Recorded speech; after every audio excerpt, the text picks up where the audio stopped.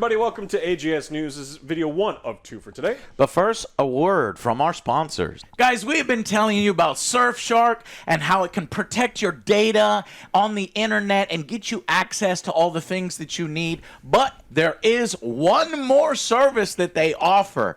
And because the internet has become recently a mostly shady place, your personal information can get compromised. Yeah, a lot of that stuff ends up in databases everywhere, and that's where you get a ton of spam emails and phishing scams and all sorts of stuff. Yeah, you get texts and phone calls about extended warranties. Aren't you tired of those? Tired.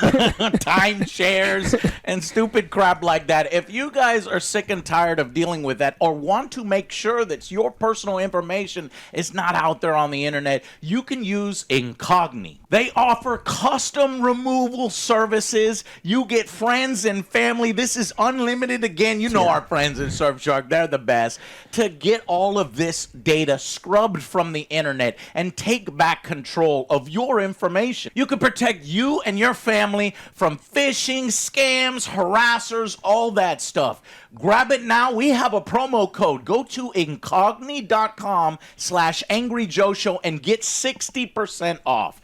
Take control back of your private data, guys. And check them all out. This is a service that we use, and it's from Surfshark. Okay, guys, I hope you enjoyed the video. Check it out. Get your name off the internet. Stop spam and phishing and all that nastiness. Check out Incogni. Yeah, guys, links down below. Helps us out, helps the show. Over the weekend, went to Dallas for heavy metal concerts. Tracheotomy gave me the shirt. They were fans of the Angry Joe Show. Thank you to Brandon. That thing? Was that? Is that where Yeah. Well, the metal version of it. Okay. Or they're kind of like a deathcore metal. But yeah, it's fun. And I realized, hey, you know, a lot of people came up to you. I was like, hey, Angry Joe. I was like, okay, I guess I do meetups. So if you go to any heavy metal concerts, you can see him. you can see me. But yeah, so thank you guys for the shirt, and I also bought a few of the shirts. I like to support, you know, the heavy metal scene, and I buy as many shirts as I can. But anyways, yeah. So over the weekend, I forced me and the boys to watch some Witcher episodes. Yeah, they're probably not too happy. I don't think it's bad. I don't think they're very happy. Okay, so Joe has an opinion on it. But so please be patient. We're working through 8 hours of Witcher content to eventually bring you a review. We're working on Arc Raiders. We've got our rapid fire coming for Outer Worlds 2. We also are doing the update for Battle Royale and the new modes and maps in Battlefield 6. So we'll do some sit downs and stuff over the next week or two and bring you that stuff. So plenty of content incoming. That's AJS News. Now let's jump into Alex. What the hell has been happening in gaming news part 2? No, wait, part 1. Part 1.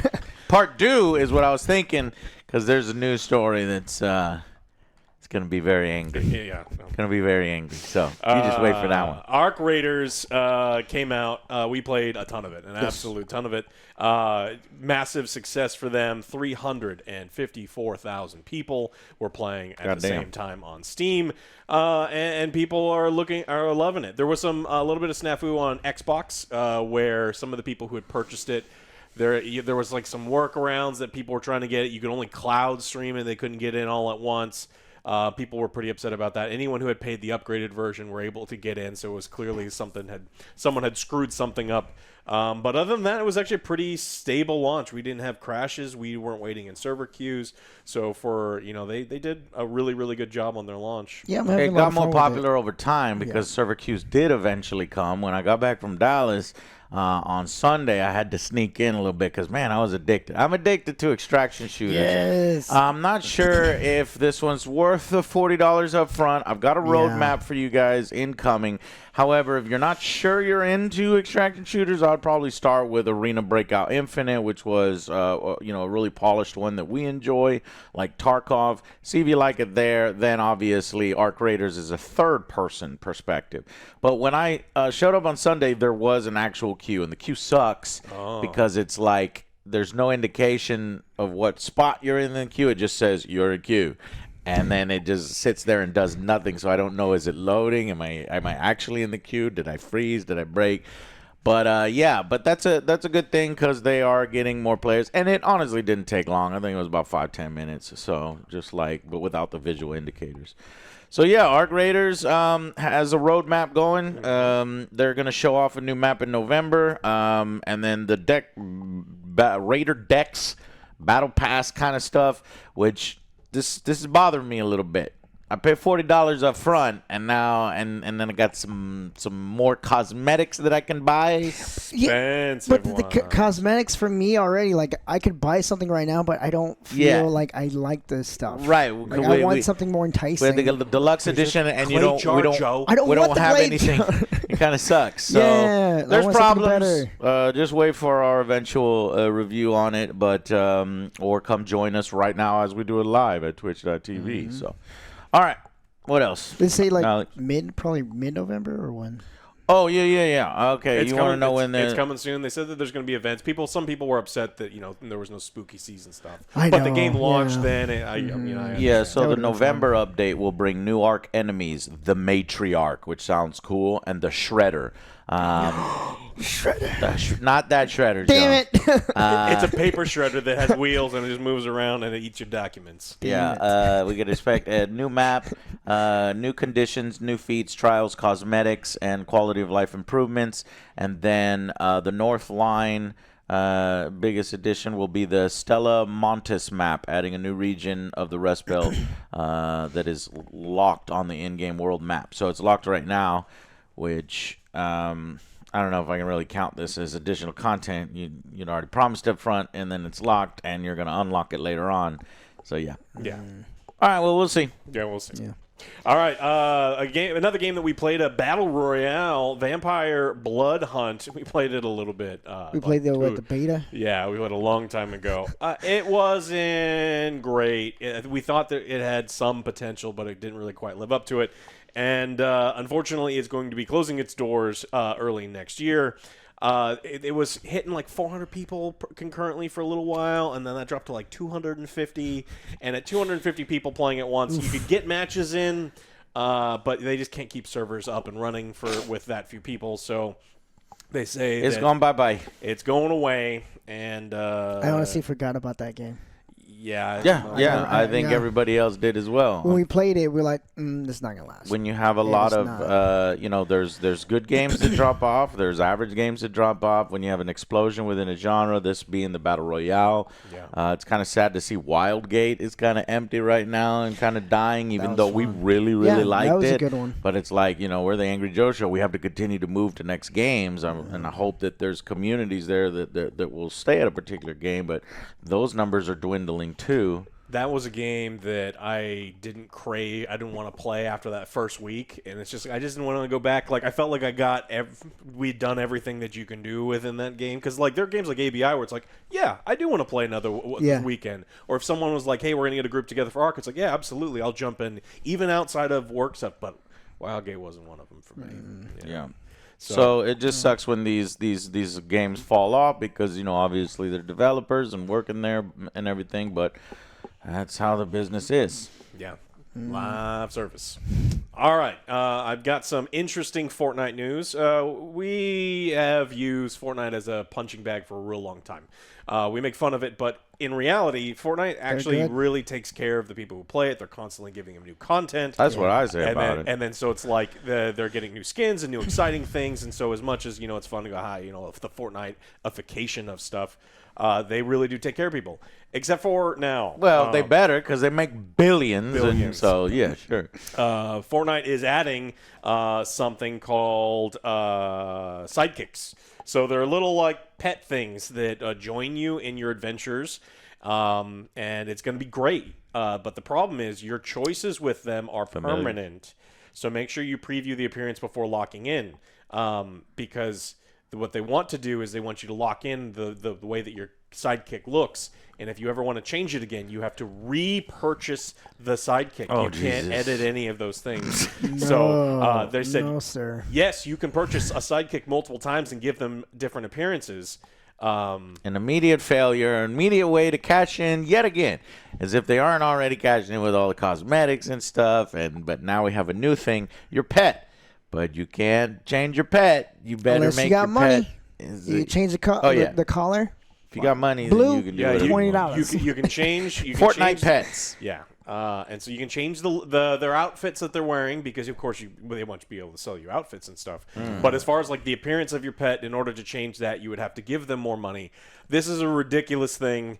Yeah, you should buy a pet and have a choice between a few different options, or tie progression to it, where the higher you level and all that good stuff, you can do stuff. Yeah.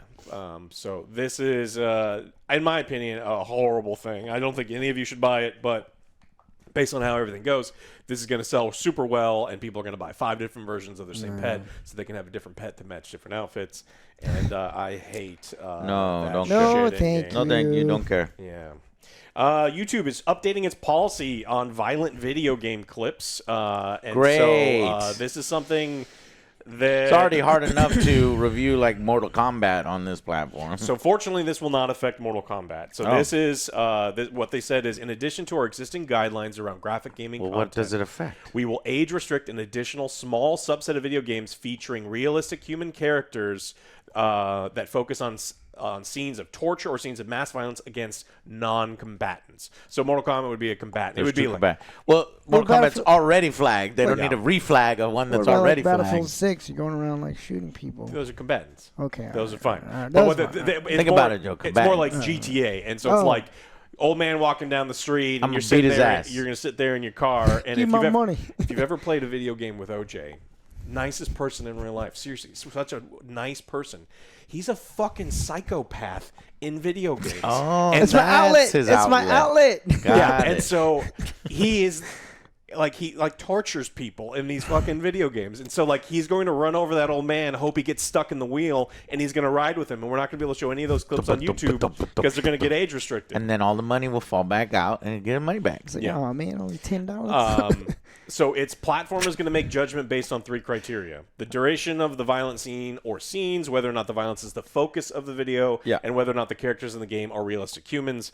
You're not going to be able to make compilation videos of you just like absolutely murdering random people on the street in GTA, so they're going to age restrict all of those ones. But they also said the video platform will make its judgment. The video platform doesn't have it. There's no rhyme or reason how some of these things happen. Like they will have some videos get flagged and some videos with significantly more F words get not flagged, and it's just sometimes it happens and sometimes it didn't. So this is just another thing for them to potentially screw up. But there was a sneaky thing that also got in there that I think is actually kind of more of a big deal. YouTube is also expanding its definition of gambling content, which it normally age restricts, to include the gambling of video game skins and NFTs. And so we talk a lot about some of like the sports games and some of the other things. So I'm curious to see how YouTube is going to handle videos of people going, oh man, these skins go hard, and you click on the thing and incentivizing people dropping, there's channels. And good, God damn it. Well, good, fuck it. I don't want children fucking exposed to gambling. I mean, they're already exposed to it constantly, so it's already over. But you see, these kids watch these videos and they're, millions of views of an idiot dropping $500 on Madden or FIFA skins, and it's crazy to me. So that stuff's going to get age restricted, and so that could be a bigger deal. So these rules go into effect in 2 weeks, November 17th, and so existing videos may get age gated or removed. No strikes, but that kind of stuff. So maybe we'll see the end of those people trying to glorify gambling to children, but no. Even if they're sponsored, they'll find a way to do it. They'll for sure find a way. All right, one of the biggest news stories, the biggest companies to ever exist, Amazon has said it's going to get rid of, they say 14,000. Other reports have said up to 30,000 people. And they wanted you to know that this is to be organized more leanly. And they acknowledge that they are performing well. They acknowledge that they're making record money, that they got record profits, record money, insane tax incentives. We need to lay off some people. We need to lay off some more people. Yeah, like almost $20 billion in tax incentives, and so it's pretty crazy. Now, how this ties into gaming is we've talked about Amazon Gaming for a while. They had this game called Crucible. disappeared in like a week, and there was another game that got canceled immediately, and then they also put out New World, which was actually doing pretty well. I had a good time with that one. And it's done, and so no more. New World's done. No more work on a New World. Amazon's. So what they got coming? Amazon's the Lord of the Rings one's canceled, and so they got nothing. Like it What looks the like, fuck? There was this big push there for Mm-hmm. several years. I guess they realized that the record profits weren't coming in as easily in the video game area. Yeah, Amazon. So that's not going anywhere. Huh. So none of that stuff is happening. And so it's kind of, and then it turns out that Amazon said that they were like trying to compete with Steam in some way, which was super odd. What? Yeah, they wanted to create like a platform. Shit, I don't remember that. Yeah, they wanted to create a platform to kind of compete with Steam, and because Steam makes dirty, filthy money, 20 to 30% of all video games sold. Plus, they, again, like we've told you, they create microtransactions, they artificially pump them up. They want you to sell or trade them because they make money every time it changes hands, and it's kind of a awful thing that they do. And Amazon wanted in on that money, but it's not making any money. So, kind of unrelated. Now do Rings of Power. But Yes. but that's still unfortunately coming. So, but yeah, it's really bad. People over who are working at New Worlds really loved what they were doing. They said we did it all for you. They said that there's hidden goodbyes from like the developers within the game. It's kind of sad. They worked on something.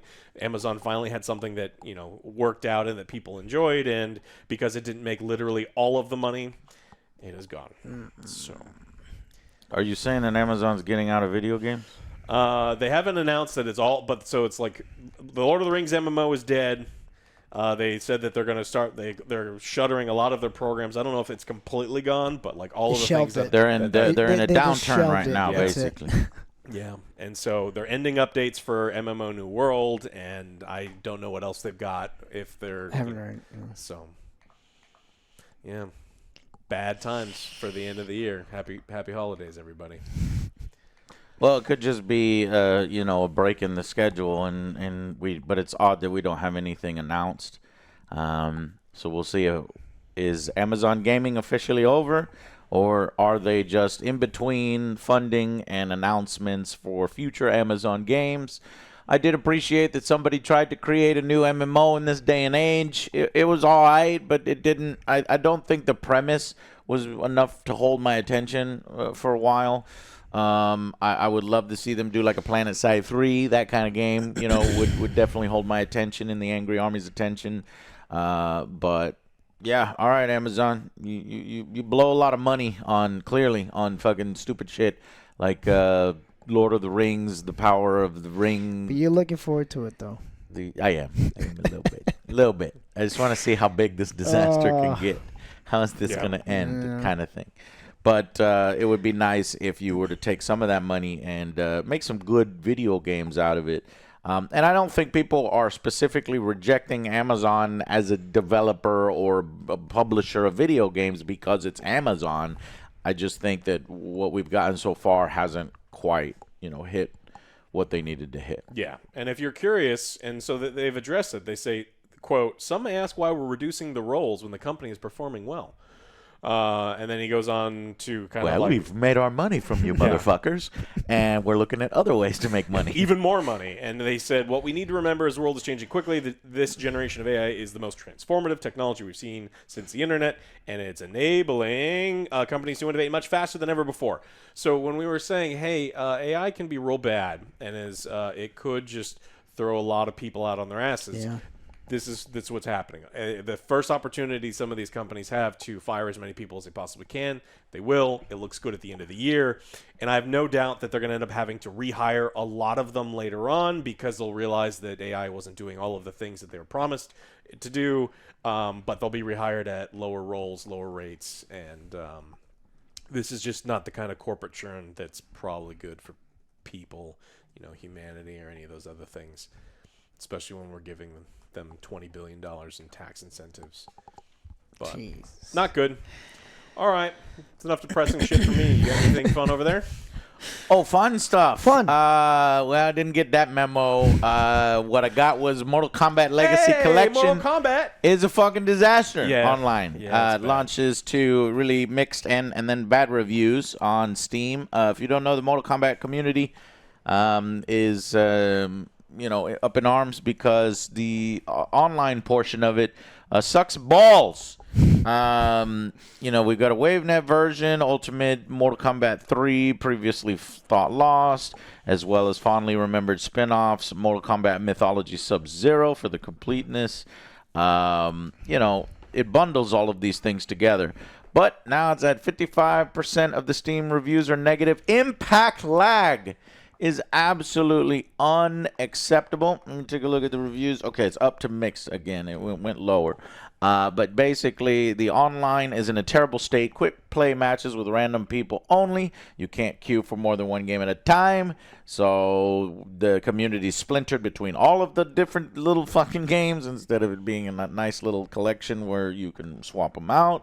No online lobbies. Crashes, audio bugs, like all sorts of things. So it's pretty bad. So unfortunately, I think it was this developer as well as kind of had the Digital Eclipse. People have had issues with them in the past and the things that they do. So that is a bit of a bummer for Mortal Kombat fans, and we've already had a lot of bummers. We don't need no more bummers, but we got another bummer. Yeah. One potential positive, since we're trying to get something positive in here. Do you remember Saints Row, Joe? The last one, the cat. Oh my God! If they want to call that a cat. The fucking kitty, the cat, the critter, the cat model, video game model of this Saints Row reboot that they did was awful. Go watch our review; it's hilarious. Anyways, Saints Row 1, back when the game was good, Saints Row 1 director is now pitching a prequel that will, quote unquote, go back to the roots of what made Saints Row 1 entertaining. Dildos. That, I think, was Saints Row 2 when they introduced the dildos, or maybe it was 1. So, yeah, let's see. The lead on the original again announced that someone somewhere might be interested in firing up Volition's Rest in Peace Open Worlds crime game once more. Chris Stockman, not Stuckman, who has a movie out right now that we missed, but Chris Stockman, who served as design director on the first Saints Row game, it said he is hopeful that he has announced to the community hopeful news for the future. I've been asked to create a pitch for a Saints Row prequel. If you want some juicy details, unfortunately, he can't say anything more about that, quote unquote. But my dreams for this game just became a little bit more than just dreams. He did let slip that whatever he's pitching, it's not a VR game. It's really going back to my roots, which was good. Original. So the core idea, what made Saints Row entertaining in the first place, he wants to keep grounded in reality, but of course have the zany bits, satirical elements. Offhandedly refers to his pitch as Saints Row 77, which might tell you a little bit about where it is, So he also says, sorry, no giant dildos as weapons. And that I would never put that abomination of a weapon in the series, which I can imagine is causing equal amounts of anguish. But it's a staple. That was Saints Row 2. And so I guess Saints Row 1 guys didn't like the Saints Row 2 guys. But whatever. He's not the end-all, be-all of the decision. If this thing gets made, it could still show up in there. And then plus, like we always say, Joe, anything is a dildo if you're brave enough. God damn it. We always say that, or you always say that? No, we. It's like the royal we, right? It's like no, we're exposing you. You always say that. We. What is this we business? All right. All right. So basically, just give us the better writing and not all the fucking edgelord, weird, stupid, dumb fucking shit that you then did. They try to clean it up and go and it was dumb. It was horrible. It was bad, and you killed it. So let's see if any companies and any publishers want to fund something like this. Again, I would say yes, because once they see the massive success of GTA 6, they're going to want some money. And they're like, hey, how do we get our own? Let's bring back Saints Row again. Can't be worse than Mind's Eye. That is true. Can't be worse than Mind's Eye. Could and it? if it is, then it'd be hilarious. Then it's gonna and be we will make a good, angry review out of it. So either way, well, either way, you win. Yeah. We lose, but you win. Maybe. Maybe you lose too. So, all right. Well, that's all I got. You know what else is good for you, though, is protecting your data online. Yeah. That's why we use Incogni with our friends at Surfshark. Click the links down below if you want to protect yourself. And thank you guys. Oh, but that's not it. We got part 2 coming. Big stuff in part 2. Big stuff. With the story my wall. Does it matter to NFL, Joe? Joe, I was facing Joe today, and let's see here. I don't even want to look at it. I don't even want to look at it. Oh, you're going to look at it right now. We were both desperate. We need a win in our fantasy league, if you don't know, NFL fantasy. And this is so Joe is 4-4, and I am 4-4, and we're trying to claw our way into the playoffs. And I am currently winning with 154 to your 125. I am predicted 99% to win. So you're saying there's a chance. You have 1% chance. So you're saying there's a chance. Apparently, yes, Joe, there is a 1% chance. Ferguson, who is a tight end for the Dallas Cowboys. Which has been doing pretty good. If Ferguson makes 25 plus 5, if Ferguson makes 30 points tonight, you will win. Not gonna happen. So I'm winning in my head-to-head match with OJ. And me and Alex have previously played, and Alex is whooping everybody's ass in our league. He's like 6-2, but one of those losses was me. I handed Alex his loss. Yeah, I'm still in first, and no one's. He's still in first. He is in first.